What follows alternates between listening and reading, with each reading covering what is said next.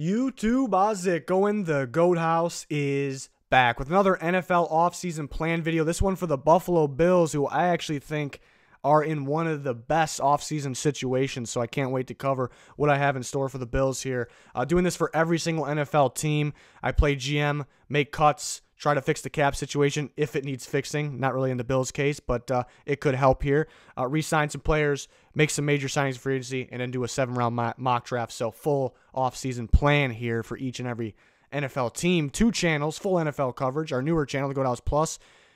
Please subscribe to that. Trying to get the subscribers to kind of match the subscribers on this channel. You'll find a link in the description in the comments. Need your help by subscribing there.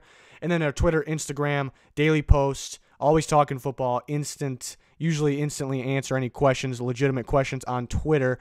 So you'll find a link in the description and comments for all of that. So really appreciate if you can follow, check all that out. First thing I like to do, evaluate the team. Take a look at the depth chart here. Guys in red are free agents for this upcoming season. So not a whole bunch of starters, I guess. You start to see some good amount of backups there for free agents. But evaluating their team, yeah, receiver needs to be better. I like the John Brown signing at the time. I was thrilled about that. He was pretty good last year. Really let me down in that playoff game. That was a brutal one for him.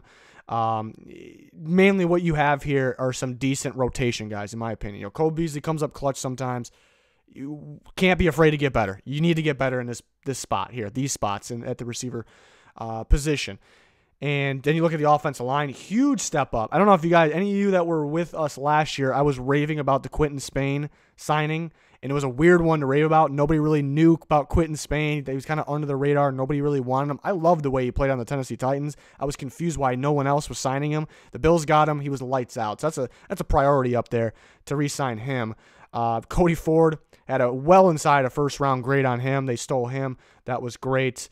Josh, really what it comes down to, it's on Josh Allen. We got to improve. He's got to improve, which I expect him to because, I mean, he's still young. He's still getting better. He's actually a little better than maybe what I thought he would be at this point coming out of Wyoming. You know, I like Josh Allen, but it was kind of one of those raw, big potential guys.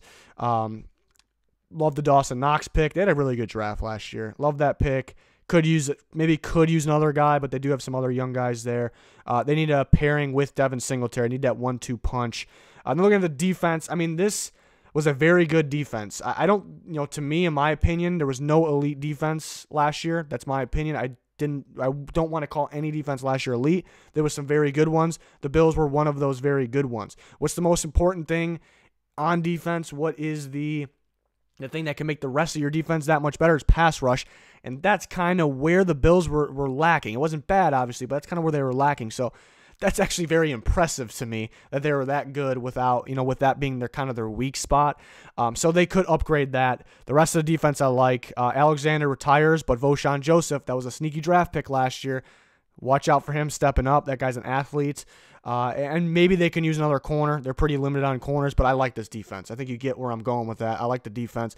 Let's see what I got in store for them. Me playing GM, I'm very excited about the Bills. Not a Bills fan either, but I'm just very excited about the direction they're heading.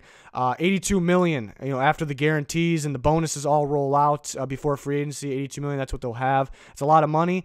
Trent Murphy, he's a solid pass rusher. He got some good pressure last year, especially in the playoff game.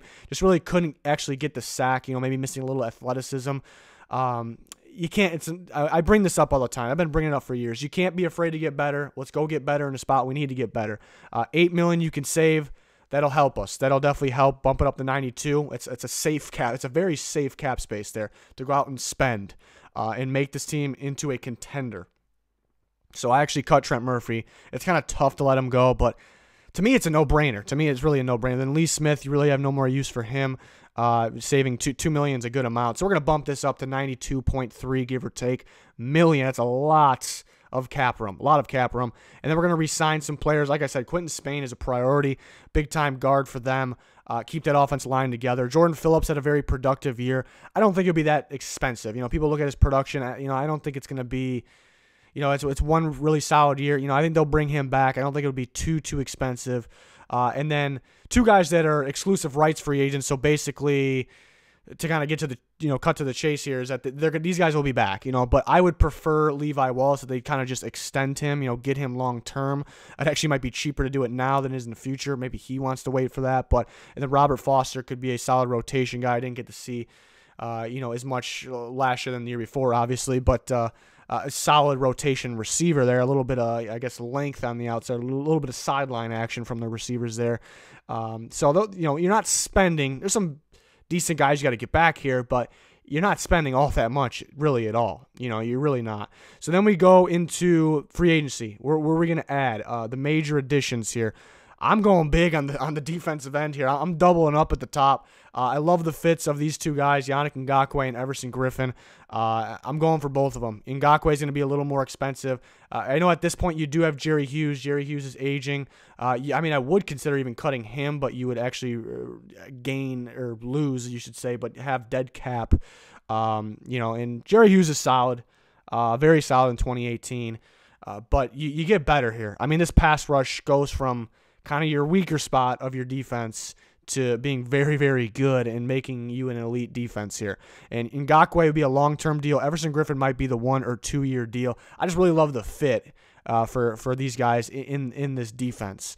So those are two guys to look out for. They could be in the market for a guy like Jason Pierre-Paul. They could be, a number of these guys really, but I like the fits of these guys. And then I like their corner duo we talked about.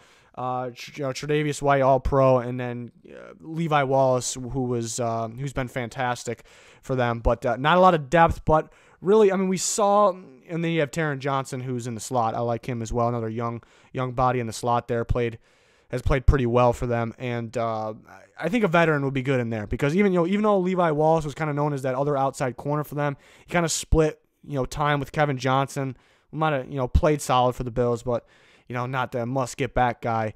So get a veteran in here, to kind of split or even maybe take most of the snaps for a year or two. And Jimmy Smith, I've always been a big Jimmy Smith fan. The only downside with him, he's had some injuries, but he's been very good. I think every time he's on the field, I feel like he's a top 10 corner. He's aging, but to me, he's still very solid.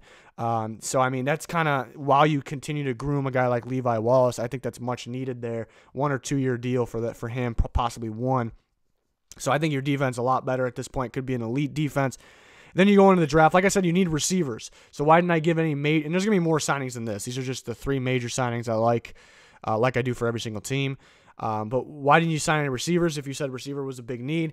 Well, it's because I'm not really trying to spend huge money on receivers when the draft class is very, very good, the best of all time in terms of elite talent, in terms of depth. And it's going to be a lot cheaper and just as good, or if not better, talent. If you're able to try, maybe get an Amari Cooper because you have the cap space, yeah, I'd say possibly go for it. I think mainly spend on the pass rush and then go to the draft looking at receiver. And in this scenario, I grabbed Justin Jefferson. There's a possibility a guy like T. Higgins is here. It's a possibility. And even I doubled up on receivers at the top, and even Denzel Mims, it's a possibility he can go at that 22 pick. I like Denzel Mims that much.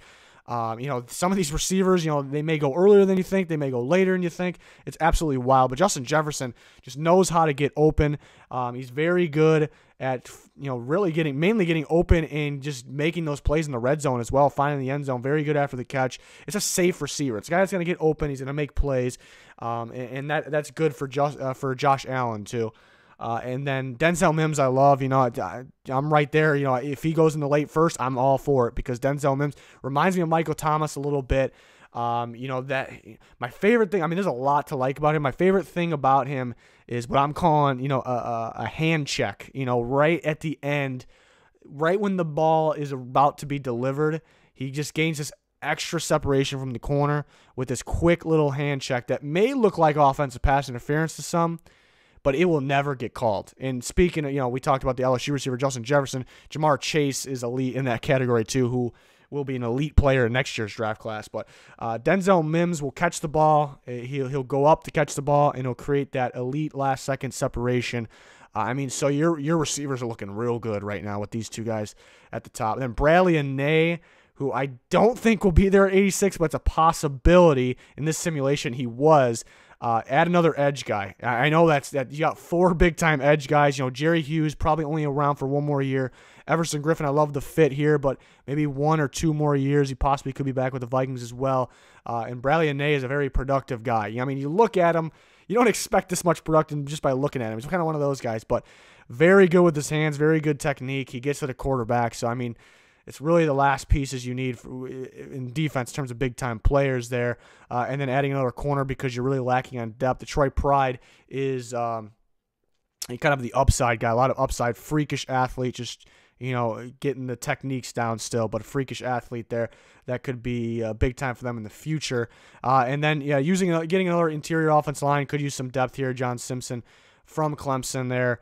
And then, like I said, they're okay at tight end. They can go without getting another tight end, but adding the big body Stanford tight end, Colby Parkinson, I think could be big for them. Pairing him for the future with Dawson Knox. I know they do have Sweeney that could be that blocking tight end too as well for the future, but adding another one here. And then Patrick Taylor, who is that big running back, that short yardage running back, which to me Singletary could be pretty much everything, but getting a guy more that strength back with him could be ideal. At the same time, you think about if they want to go for like ultimate speed, if they want to go for the speed back, that's a possibility too. They can go complete opposite to pair with Devin Singletary. That's kind of the beauty with that. And then Michael Walker, a depth linebacker. They need depth. But a lot of time they play. It's just mainly the 2 linebacker set there, playing Tremaine Edmonds and Matt Milano, who I like a lot. And they're gonna have Voshan Joseph step up in the other spot, the rotation spot, kind of use his as a utility off the ball linebacker. So really, they just depth at this point. And then still going for another receiver, but mainly this one isn't. I wouldn't just take any normal receiver here. Lynn Bowden, who potentially could go earlier in this because of the athletic freak he is, but he was a receiver change quarterback because Kentucky was struggling that much. They just put their best player, their best playmaker at quarterback and had him run all over the place. So this is kind of just your weapon you use in different ways. Not saying he's going to play quarterback or anything, but I think that'll be just make the offense even better here. So, with this plan, they upgraded everything. I would be excited about adding pass rush like that. I would be so excited about adding this receiver duo like this. And, to me, in my opinion, right away, those are your top 2 receivers. I really think so. I'm not trying to knock the other guys, but right away, to me, those are your top 2. And this team is that much better. And it's just on Josh Allen kind of improving the offensive line, continuing to play they did last year.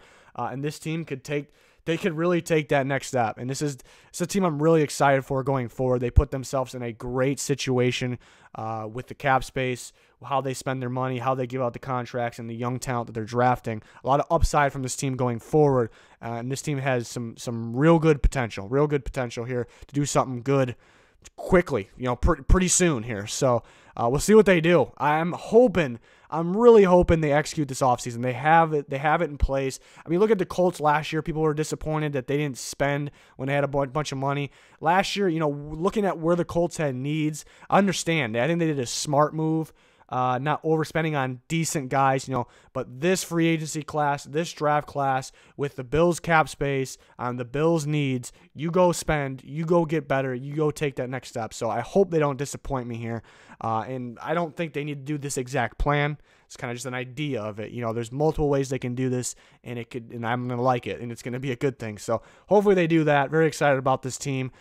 Doing this video for every single NFL team going in draft order, so we'll get to your team. We've done a lot already, so go check it out. There's a playlist full of all of them. Plenty NFL content on both of our channels. Please subscribe to our new one. That'll help us out a bunch. And then follow our Twitter and Instagram. You'll find the links in the description and comment for those. That's going to do it, though. Thanks for watching. Goodbye.